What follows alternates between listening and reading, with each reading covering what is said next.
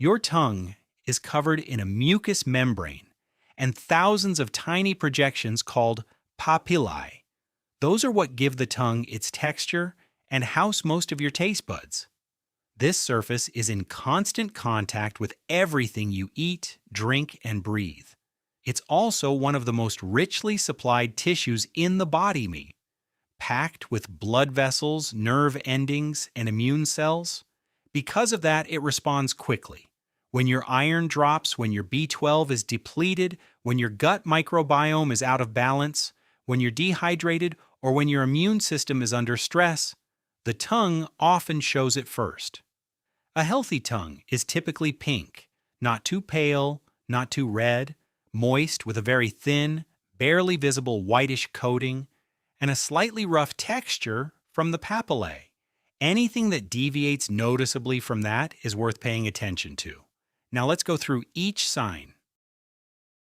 The most common thing people notice, and the one that generates the most questions, is a white coating on the tongue.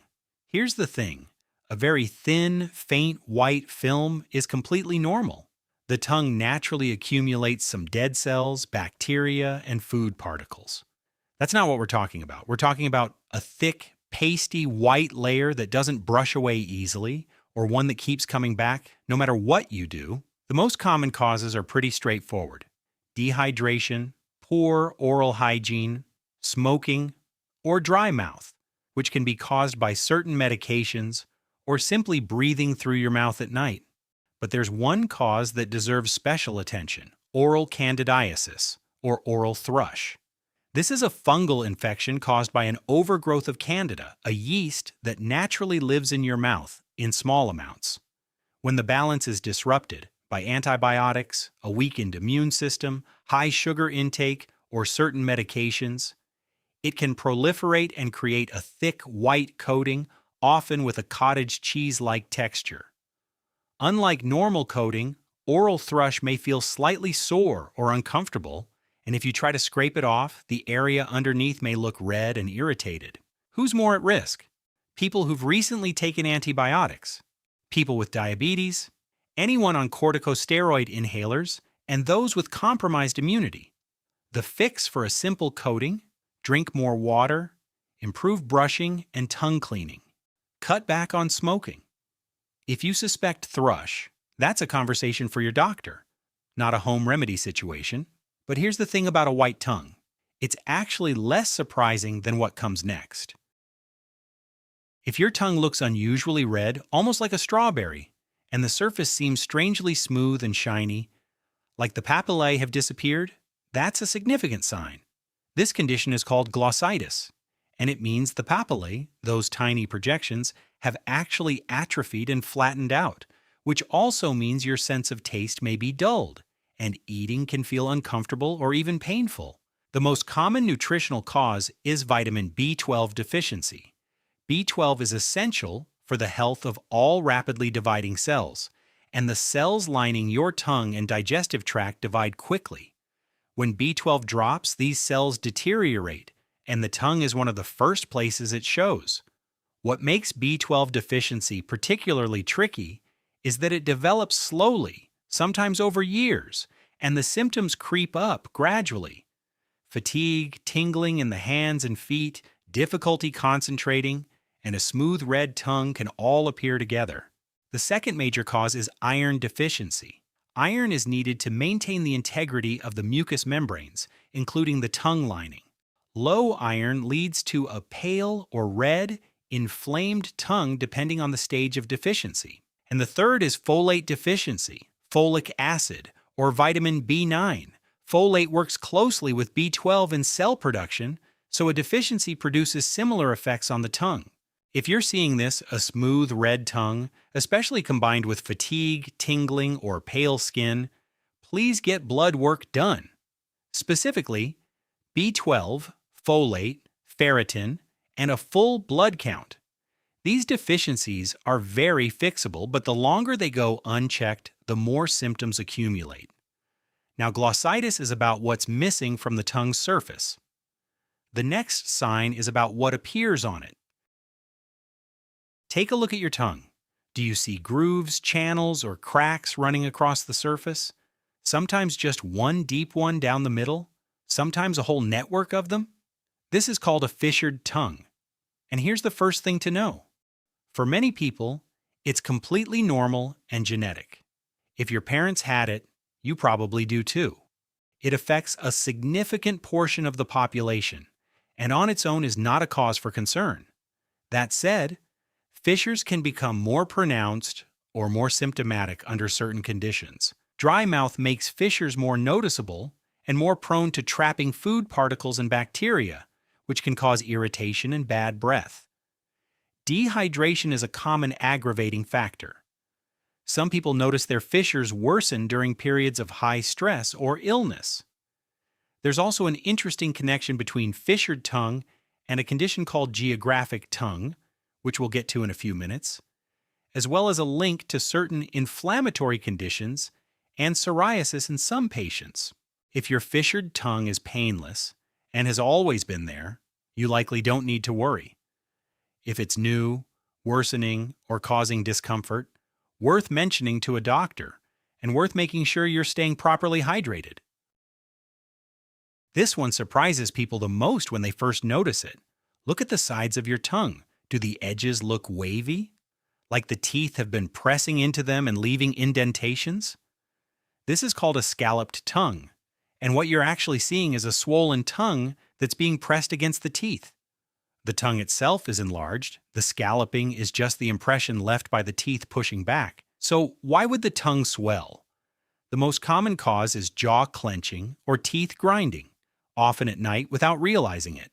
The tongue pushes against the teeth during sleep and over time leaves those characteristic marks. Beyond that, hypothyroidism, an underactive thyroid, can cause generalized puffiness and fluid retention throughout the body, including the tongue. Nutritional deficiencies, particularly B vitamins, iron, and in some cases iodine, can contribute. And chronic stress plays a role. Tension in the jaw and face is something many people carry without realizing it. If you notice scalloping and it's new, it's worth checking your thyroid with a simple TSH blood test. Also worth asking yourself, do you wake up with jaw soreness? A sore tongue? Those are signs of nighttime clenching that many people don't connect to what they see in the mirror. A yellow tinge to the tongue is less dramatic than some of the others, but it's worth understanding. The most common culprit is bacterial buildup on the tongue surface, the same bacteria responsible for bad breath. When the tongue isn't cleaned regularly, bacteria accumulate in the papillae and can produce a yellowish discoloration. Smoking is another major cause. Tar and nicotine stain the mucous membrane over time. Dry mouth, again, creates an environment where bacteria thrive, which contributes to yellowing. In some cases, a persistently yellow tongue can point to something going on with the liver or gallbladder, particularly if you also notice a yellowish tint in the whites of your eyes or your skin. That combination, jaundice, is worth getting checked promptly.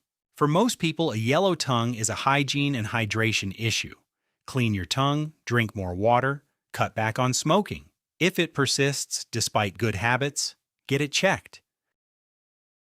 This one is less visible and more felt.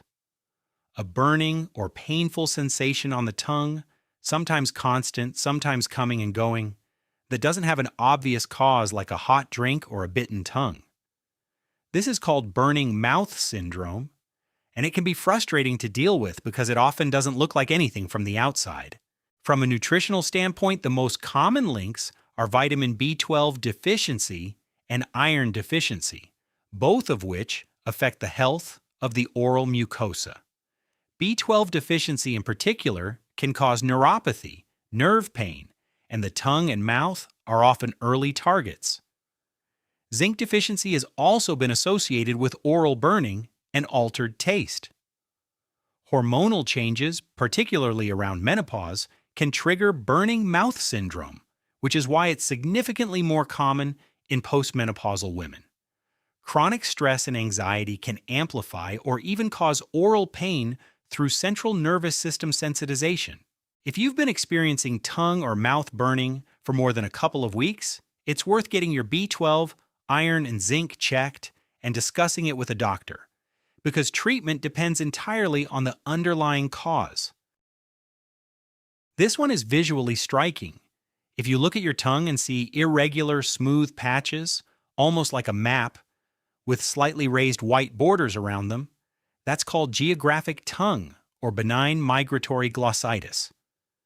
The patches come and go, shift position, and can look different from one day to the next.